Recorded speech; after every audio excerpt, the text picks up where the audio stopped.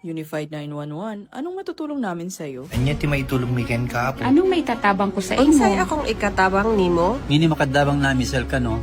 Sa anumang wika o dialekto, may tulong na darating sa iyo.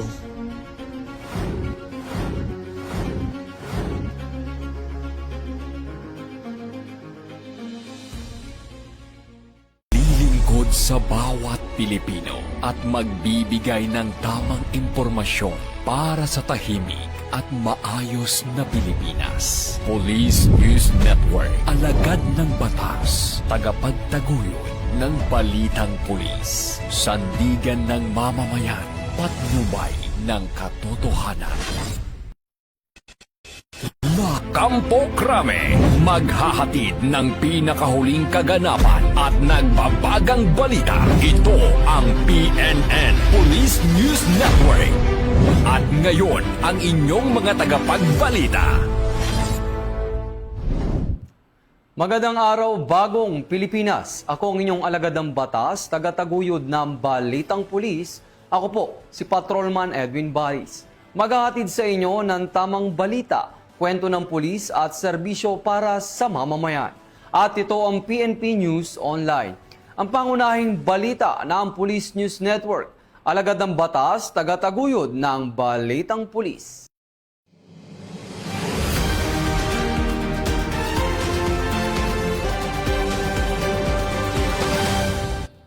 Narito ang mga balitang hatid ng ating PNN correspondents mula sa iba't ibang panig ng bansa.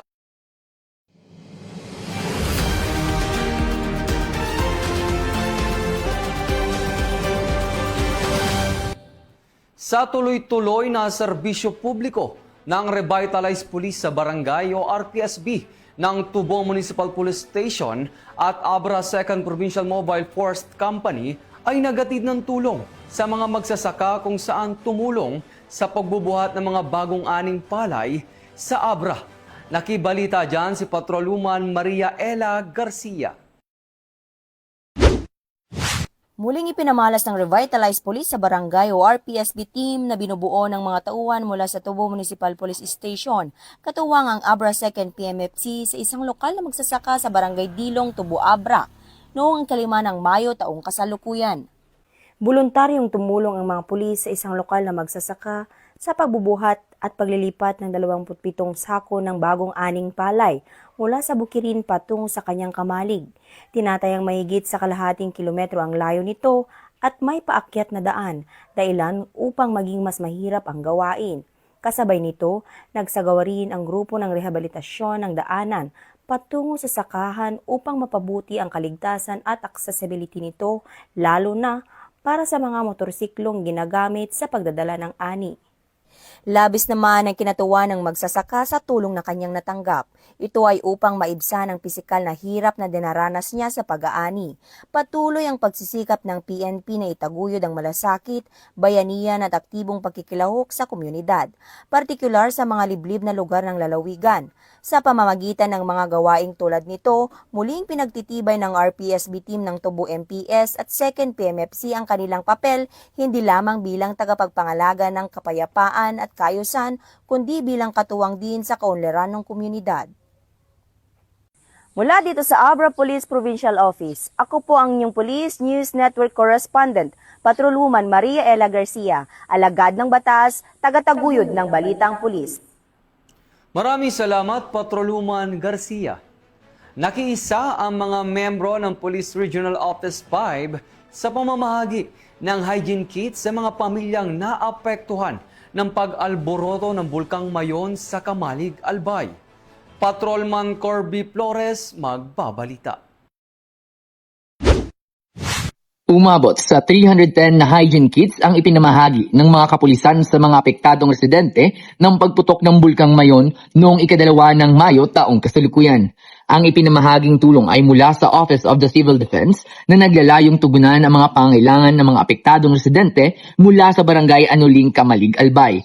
Isa sa mga lugar na lubos na naapektuhan matapos ang pagbuga ng ashfall ng Bulkang Mayon nitong linggo. Ayon sa pamunuan ng OCD, ang hakbang ay bahagi ng whole-of-government approach na inatas ni Pangulong Ferdinand Marcos Jr. upang matiyak ang mabilis at koordinadong pagtugon sa kalamidad. Kasunod nito, muling inihayag ni Police Colonel Noel Donato Nunez, pinuno ng Albay PNP, na patuloy ang kanilang pagtulong upang mapanatili ang kaayusan sa mga apektadong lugar. Ang bawat galaw ng Albay Kasulog Cops ay nakahanay sa serbisyong Noel na layong maghatid ng serbisyong may malasakit, nararapat at kinakailangan ng may mamamayan. Mula dito sa Albay Police Provincial Office, ako po si Patrolman Corby Flores, nag-uulat para sa Police News Network. At ito ang bagong PNP para sa bagong Pilipinas. Serbisyong mabilis, tapat at nararamdaman. Maraming salamat, Patrolman Flores. Patuloy na nakahanda ang Cebu Police Provincial Office at mas pinagting nito ang seguridad sa kanilang nasasakupan katuwang ang iba pang security forces bilang paghahanda sa gaganaping ASEAN Summit 2026. Ibabalita yan ni Patrolman Don Brosas. Ng Cebu Police Provincial Office ang kanilang seguridad bilang bahagi ng paghahanda para sa ASEAN Summit 2026. Nakastandby ang mga tauhan ng Cebu PPO para sa crowd disturbance management operation sa Provincial Capitol Grounds nitong ika-7 ng Mayo upang tiyakin ang kaligtasan ng publiko, mapanatili ang kaayusan at masiguro ang maayos na pagdaraos ng mga aktibidad kaugnay ng international event. Nagpakita rin ng mataas na antas ng kahandaan, disiplina at operational capability ang mga pulis bilang bahagi ng proactive at responsive security measures para sa mga delegado at mamamayan. Nananatiling nakatuon ng Cebu PPO sa pagpapanatili ng tiwala ng publiko at pagpapatibay ng seguridad sa lalawigan. Ayon sa PNP, bahagi ito ng PNP Focus Agenda sa ilalim ng Enhanced Managing Police Operations na layong palakasin ang police readiness at mas epektibong security operations para sa malalaking aktibidad at international gatherings. Patuloy namang isinusulong ng PNP ang adhikaing bagong PNP para sa bagong Pilipinas. Serbisyong mabilis, tapat at nararamdaman. Mula rito sa PNP National Headquarters, ako ang inyong PNN correspondent, Patrolman Don Brosas, alagad ng batas, tagataguyod ng Balitang Pulis. Maraming salamat, Patrolman Brosas. Nagbigay ng police assistance ang mga tauhan ng Ginubatan Municipal Police Station sa pag-unload ng relief goods mula sa Department of Social Welfare and Development o DSWD na ipamimigay sa mga pamilyang naapektuhan ng ashfall ng Bulkang Mayon, partikular na sa mga evacuation center. Yan ang balitang hatid ni Patrolman Corby Flores. Nagbigay ng police assistance ang mga tauhan ng Ginubatan Municipal Police Station sa unloading ng relief goods operation mula sa Department of Social Welfare and Development nitong ika-5 ng Mayo taong kasalukuyan sa Social Hall ng Barangay Ilawod, Ginubatan, Albay. Sa ilalim ng pamumuno ni Police Major Genevieve O. Oserin, Officer in Charge, katuwang ang mga augmented personnel mula sa 1st Albay PMFC at Albay PPO, tiniyak ang maayos, ligtas at organisadong pagbaba ng mga ayuda na ipapamahagi sa mga pamilyang apektado ng ashfall dulot ng aktibidad ng Bulkang Mayon. Layunin ng naturang aktibidad na mapabilis ang distribusyon ng tulong at masiguro na makarating agad ito sa mga nangangailangang residente sa evacuation centers. Binigyang diin din ni Police Colonel Noel Donato Nunez, Provincial Director ng Albay Police Provincial Office, ang patuloy na pakikiisa ng kapulisan sa mga gawaing makatao na naglalayong maghatid ng maagap at maaasahang serbisyo sa publiko lalo na sa panahon ng kalamidad. Mula dito sa Albay Police Provincial Office, ako po si Patrolman Corby Flores, nag-uulat para sa Police News Network. At ito ang bagong PNP para sa bagong Pilipinas. Serbisyong mabilis, tapat at nararamdaman. Maraming salamat, Patrolman Flores. Aabot sa 1.7 milyong piso na halaga ng iligal na sigarilyo ang nasabat sa magkakaiwalay na operasyon ng mga otoridad sa Lanao del Norte. Patuloy naman ang Philippine National Police sa pagsasagawa ng operasyon kontra smuggling upang maprotektahan ang ekonomiya at publiko sa bansa. Ang buong detalye ng report ay mula kay Patrolman Kim Luna. Umabat ng Police Regional Office 10 ang mahigit 1.7 million pesos na halaga ng iligal na sigarilyo sa dalawang magkakahiwalay na operasyon noong Mayo 4 taong kasalukuyan sa Lanao del Norte, kung saan natuklasan din ang modus na paggamit ng mga sasakyang may tagong compartment. Sa unang operasyon, bandang alas 3 ng hapon, hinarang ng pinagsanib na puwersa ng 10th Maneuvering Company, RMFP-10, Pantar Municipal Police Station, Provincial Intelligence ng LDN-PPO at NBI Iligan City District Office ang isang puting sasakyan sa Pantal Regional Border Control Point, Barangay Kampong, Pantar, Lanao del Norte. Arestado sa operasyon si alias Ali, 27 anyos, kasama ang dalawang menor de edad mula sa Lanao del Sur. Na-recover mula sa sasakyan ang 1,096 rims ng Canon menthol cigarettes na walang kaukulang health warning labels at may halagang 876,800 pesos. Nadiskubre rin ng mga otoridad na ang sasakyan ay may customized na upuan at mga tagong compartment na siyang ginagamit upang itago ang mga kontrabando. Sa ikalawang operasyon, bandang alas 5:50 ng hapon sa Barangay Bansarville 1, Kapatagan, nasita ng mga operatiba ng 2nd Provincial Mobile Force Company ang isang puting truck dahil sa seatbelt violation. Sa masusing inspeksyon, natuklasan ang malaking bulto ng hinihinalang smuggled cigarettes sa loob ng sasakyan. Kinilala ang mga sakay na sina alias Sean, 23 anyos, na siyang driver, at si alias Dam, ang truckman ng naturang sasakyan. Nakumbiska mula sa kanila ang 1,050 rims ng Brothers White Cigarettes na may kabuang halagang 840,000 pesos. Ayon sa investigasyon, inutusan umano ang driver sa pamamagitan ng tawag mula sa isang alias Al upang ihatid ang sasakyan patungong Cagayan de Oro City. Pagdating sa Lanao del Norte, sinalubong sila ng dalawang hindi pa nakikilalang individual at dinala sa isang lugar na kung saan nakahanda na ang kargadong sigarilyo. Dinala ang mga sospek sa Kapatagan Municipal Police Station para sa kaukulang disposisyon, habang ang mga nakumpiskang sigarilyo at sasakyan ay isa sa ilalim sa turnover sa Bureau of Customs para sa tamang proseso. Nakaharap ang mga sospek sa kasong paglabag sa Republic Act 10863. Patuloy na pinapaigting ng Police Regional Office 10 ang border control at checkpoint operations upang mapigilan ang pagpasok ng mga illegal na produkto at maprotektahan ang ekonomiya at komunidad sa Hilagang Mindanao. Mula dito sa Lanao del Norte Police Official Office, ako yung PNN Correspondent, Patrolman Kim Luna, alagad na batas, tagataguyod ng Balitang Pulis. Maraming salamat, Patrolman Luna. Naging matagumpay ang health and fitness activity na inilunsad ng Police Community Affairs and Development Group sa Bulwagang Lapu-Lapu sa Campo Crame.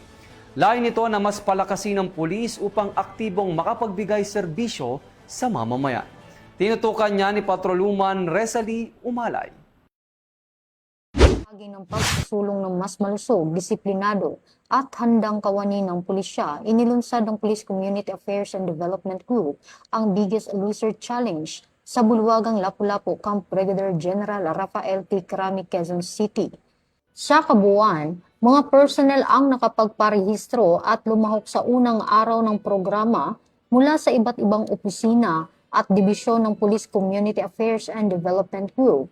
Unang nagbigay ng mensahe si Police Colonel Joel T. Ada, Chief of Staff ng PCG, kung saan binigyang diin niya ang kahalagahan ng disiplina sa sarili, kalusugan, at physical readiness ng bawat personnel. Kasunod dito, nagbigay rin ng mensahe si Police Brigadier General Vina H. Guzman, Director ng PCG, na nagpaalala na ang pagiging malusog ay mahalagang bahagi ng pagiging handa sa tungkulin at mas epektibong paglilingkod sa publiko. Bahagi rin ng aktibidad ang orientation, initial assessment, at dance fitness activity na pinangunahan ni Coach Dennis, kasama ang SANS Fitness Team. Sa pamamagitan ng programang ito, mas pinalakas ng PCG ang kultura ng wellness, disiplina, at personal accountability sa hanay ng personnel. Hinihikayat ang bawat kawani ng PNP na makiisa sa mga programang pagtataguyod ng kalusugan at positibong pamumuhay dahil ang pulis na malusog at handa sa tungkulin ay mas mahusay na makapaghahatid ng serbisyong mabilis, tapat at nararamdaman sa bawat Pilipino. Sa lahat na tumanggap ng challenge, especially those na categorized under overweight at saka yung Base 1, Base 2, Base 3, based on our Bayman classification, I encourage everyone to step forward. Just like what you did this afternoon. Accept the challenge and take this opportunity to become healthier. As PKG personnel, we build strong relationship with the community, manage information responsibly, and maintain the positive public image of the organization. Pero, habang abala tayo sa pag-aalaga ng connection natin sa community, minsan nakakalimutan nating alagaan ang connection natin sa ating health and well-being. This is not a weight loss challenge. This is a commitment to become better versions of ourselves. Not overnight, not perfectly, but consistently. So when we say consistently, dapat consistent tayo sa exercise. Sabi nga ni CS, medyo may tip to. Pag tatlo o isang beses kang umabsent, 3 times, DQ ka na. So kailangan consistency, lagi tayong present. So as we start this program, let us keep it simple. One step at a time. No pressure, no shortcuts, just progress. So, maraming salamat sa inyo for taking on the challenge and let this challenge begin today.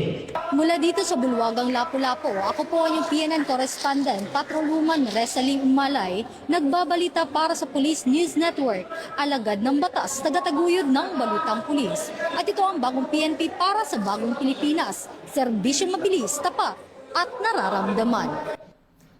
Maraming salamat, Patrolwoman Umalay. At yan ang mga balitang nakalap ng ating mga PNN correspondent mula Luzon, Visayas at Mindanao. At bago tayo magtapos para sa mas malawak at mabilis na ulat ng mga balita, huwag kalimutang mag-like, follow and share sa aming official social media accounts ng Police News Network. Tutok lang sa aming YouTube channel para sa mga live stream at replays at i-follow kami sa X account para sa mga real-time updates at Facebook account ng Police News Network. Manatiling mapagmatiyag at laging alamin ang totoo. Sa ngalan ng pamunuan ng Philippine National Police sa pangunguna ni Chief PNP Police General Jose Melencio Nartates Jr.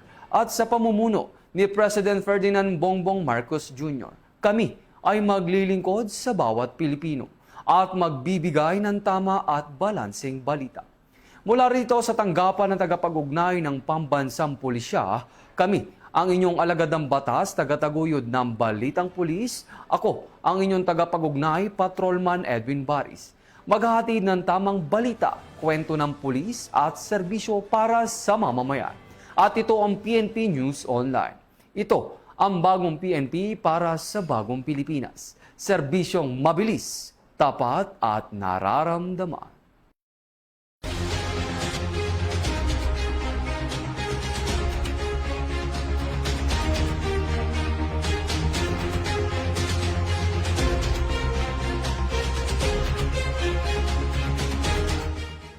Police News Network, alagad ng batas, tagapagtaguyod ng balitang pulis.